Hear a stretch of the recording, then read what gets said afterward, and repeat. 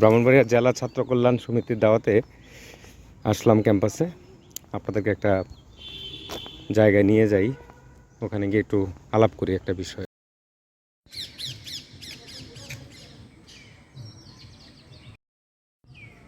যে যার প্রতিকৃতি দেখা যাচ্ছে তাকে আপনারা অনেকেই চেনেন, doctor M A Wazed Miah, 1942 থেকে 2009 পরমাণু বিজ্ঞানী।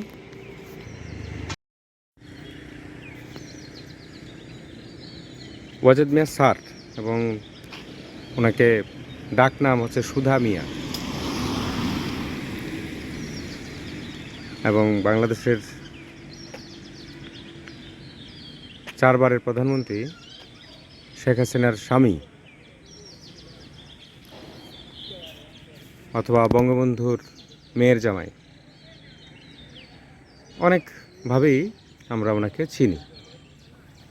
2026 সালে এসে এই ভিডিওটা করার উদ্দেশ্য কি?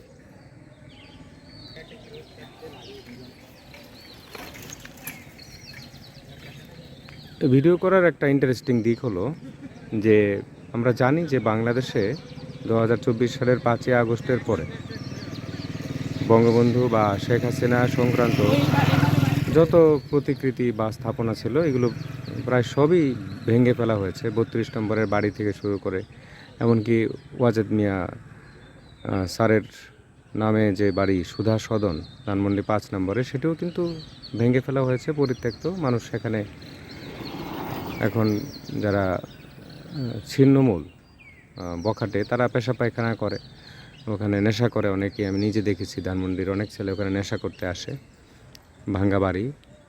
তো সেই প্রেক্ষাপটে এই জাহাঙ্গীরনগর বিশ্ববিদ্যালয়ের এই যে ওয়াজেদ মিয়া বিজ্ঞান গবেষণা কেন্দ্র, Wazed Miah science research centre, এইটা অবশ্যই গুরুত্ব বহন করে। এবং ছাত্রছাত্রীরা যারা প্রচণ্ড বিক্ষুব্ধ অবস্থায় ছিলেন সেই আন্দোলনের সময় থেকে, তাদের উপরে পুলিশি নির্যাতন হয়েছে এই ক্যাম্পাসে, আমরা তাদেরকে রক্ষা করতে পারিনি। সেই ছাত্রছাত্রীরা কিন্তু একটা টোকাও দেয়নি ওয়াজেদ মিয়ার এই প্রতিকৃতিতে। এটাই হলো আমার সবচেয়ে আগ্রহের বিষয়, যে ওয়াজেদ মিয়ার এই প্রতিকৃতিটা চমৎকারভাবে এখনও অক্ষত আছে এবং এই ভবনের শোভা বৃদ্ধি করছে এবং এই বিশ্ববিদ্যালয়ের গৌরব বৃদ্ধি করছে। আমার মনে আছে মরহুম ওয়াজেদ মিয়া স্যার যেদিন মারা গেলেন 2009 সালে, তখন আমি সাংবাদিক হিসেবে এটা কাভার করেছি। এবং সেই দিন সুধা সদনে তৎকালীন বিরোধী দলীয় নেত্রী বেগম খালেদা জিয়া, বিএনপি চেয়ারপারসন, এবং বর্তমান প্রধানমন্ত্রী তারেক রহমানের মা, উনি কিন্তু ওয়াজেদ মিয়া স্যারকে, সুধা মিয়াকে ওনার শেষ শ্রদ্ধা জানাতে সুধা সদনে এসেছিলেন।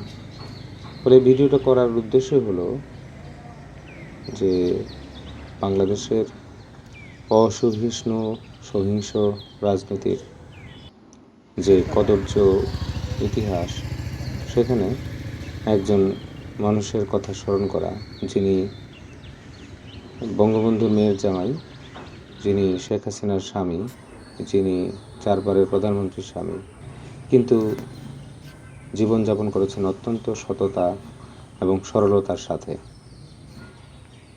এই অসাধারণ ব্যক্তিত্ব আমাদের মাঝে ছিলেন, এবং তার স্মৃতি, তার কথাগুলো যদি আমাদের জীবনে শিক্ষামূলক বার্তা নিয়ে আসে, তবেই আমরা তার প্রতি সঠিকভাবে শ্রদ্ধা জানাতে পারব।